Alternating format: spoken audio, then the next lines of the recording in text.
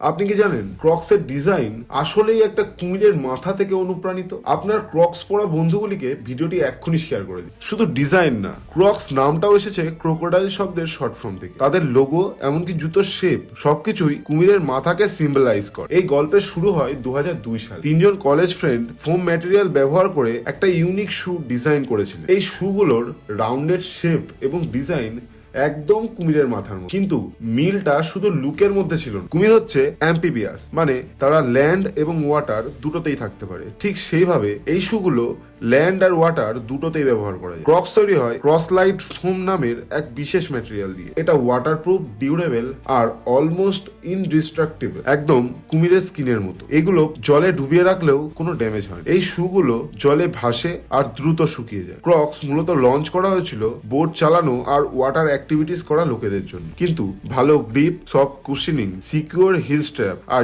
Easy to clean material, এই সবকিছুর জন্য জেনারেল অডিয়েন্সের কাছেও এগুলো ভীষণ জনপ্রিয় হতে থাকে। আরামদায়ক, হালকা ও লো মেনটেন, ক্রক্স আসলেই প্রবলেম সলভিং ফুটওয়্যার হয়ে ওঠে। আজ ক্রক্স আর শুধু একটা জুতো না, ক্রক্স হলো 4 বিলিয়ন প্লাস অ্যানুয়াল রেভিনিউ করা একটা ব্র্যান্ড। একটা কুমিরের মাথা থেকে ইন্সপিরেশন নিয়ে তৈরি করা জুতো আজ গ্লোবাল এম্পায়ার তৈরি করে ফেলে। এরকমই বাস্তব ফ্যাক্ট বেস বিজনেস আইডিয়া ভালো লেগে থাকলে আমাদের channel think and grow Bangla এটিকে ফলো এবং সাবস্ক্রাইব অবশ্যই করতে হবে, তাহলে প্রত্যেকটি আপডেট আপনি টাইম মতন পেয়ে যাবেন।